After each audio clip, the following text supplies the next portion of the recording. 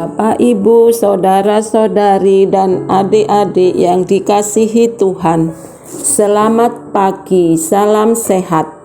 Apapun keadaan kita, jangan lupa untuk bahagia dan bersyukur atas hari baru yang Tuhan anugerahkan bagi kita semua untuk kita jalani.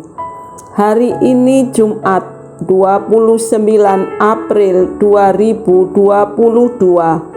Hari ini peringatan wajib Santa Katarina dari Siena, perawan dan pujangga gereja. Mari kita mengawali hari dengan membaca, mendengarkan, dan merenungkan sabda Tuhan. Sebelumnya kita awali dengan membuat tanda kemenangan Kristus. Dalam nama Bapa dan Putra dan Roh Kudus. Amin. Inilah Injil Yesus Kristus menurut Yohanes bab 6 ayat 1 sampai dengan ayat 15. Dimuliakanlah Tuhan. Pada waktu itu Yesus berangkat ke seberang danau Galilea, yaitu danau Tiberias.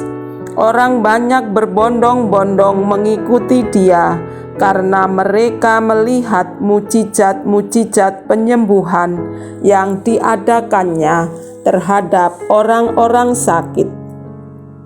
Yesus naik ke atas gunung dan duduk di situ dengan murid-muridnya. Ketika itu Paskah, hari raya orang Yahudi, sudah dekat. Ketika Yesus memandang sekelilingnya dan melihat bahwa orang banyak berbondong-bondong datang kepadanya, berkatalah Ia kepada Filipus, "Di manakah kita akan membeli roti sehingga mereka ini dapat makan?" Hal itu dikatakannya untuk mencobai Dia, sebab Ia sendiri tahu apa yang hendak dilakukannya. Jawab Filipus kepadanya, "Roti seharga 200 dinar tidak akan cukup untuk mereka ini, sekalipun masing-masing mendapat sepotong kecil saja." Seorang dari murid-muridnya, yaitu Andreas, saudara Simon Petrus, berkata kepadanya, "Di sini ada seorang anak yang membawa 5 roti jelai dan mempunyai 2 ikan. Tetapi apakah artinya itu untuk orang sebanyak ini?" Kata Yesus, "Suruhlah orang-orang itu duduk. Adapun di tempat itu banyak rumput." Maka duduklah orang-orang itu, kira-kira 5.000 laki-laki banyaknya. Lalu Yesus mengambil roti itu, mengucap syukur dan membagi-bagikannya kepada mereka yang duduk di situ. Demikian juga dibuatnya dengan ikan-ikan itu, sebanyak yang mereka kehendaki. Dan setelah mereka kenyang, Ia berkata kepada murid-muridnya, "Kumpulkanlah potongan-potongan yang lebih, supaya tidak ada yang terbuang." Maka mereka pun mengumpulkannya dan mengisi 12 bakul penuh dengan potongan-potongan dari kelima roti jelai yang lebih setelah orang makan. Ketika orang-orang itu melihat mujizat yang telah diadakan Yesus, mereka berkata, "Dia ini benar-benar nabi yang akan datang ke dalam dunia."